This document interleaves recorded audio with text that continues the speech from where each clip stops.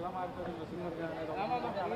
వీళ్ళకి ఎలా కలిసారు, స్టీఫెన్గా ఎలా మారాడు, లూసిఫర్గా ఎలా కన్వర్ట్ అయ్యాడు. సో మొత్తం అంతా కూడా ఆ థర్డ్ పార్ట్లో రివీల్ చేస్తారని తెలుస్తుంది. అండ్ చైనా మొత్తానికి మన నూడిల్స్ దేశానికి తీసుకొచ్చారనమాట ఫైనల్గాని. సో చైనాలో పార్ట్ 3 ఉంటుంది అన్నారు. నాకు అనిపించింది ఏంటంటే వరల్డ్ టూర్ చేయాలనుకున్న వాళ్ళు ఈ సినిమా చూస్తే బెస్టే ఉంది. అంటే చాలా దేశాలు చూపించారు, చాలా దేశాలు చూపించారు. వరల్డ్ టూరే, బట్ వరల్డ్ టూర్లో ఫస్ట్ హాఫ్ చెప్తున్నాను కదా, ఫస్ట్ హాఫ్ పక్కన పెట్టి కొంచెం పేషెన్స్తో కూర్చుంటే second half you will enjoy. But Lucifer ఎలా ఉందో దానికి అంత ఇంపాక్ట్ అయితే క్రియేట్ చేయలేదు అనిపించింది. పార్ట్ 1తో పోలిస్తే పార్ట్ 2 తక్కువ, బట్ పార్ట్ 3 స్టోరీ లైన్ ఇంకా అంత ఇంపాక్ట్ఫుల్గా లేదు.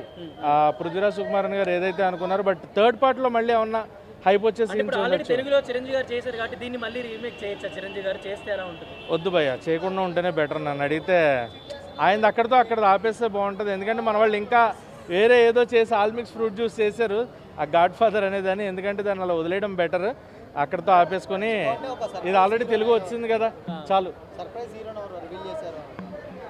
లేదు అలా అంటే లాస్ట్లో క్లైమాక్స్లో మన మోహన్ లాల్ గారు అబ్బాయి ఆయన ఉన్న ప్రణవ్ది, ఆయన అంటే జూనియర్ మోహన్ లాల్గా ఆయన, అంటే ఆయన స్టార్టింగ్ స్టేజ్ గురించి లూసిఫర్ క్యారెక్టర్ గురించి అయితే. ఓవరాల్ మూవీ ఎలా ఉంది అంటే మీ రేటింగ్ ఏంటి?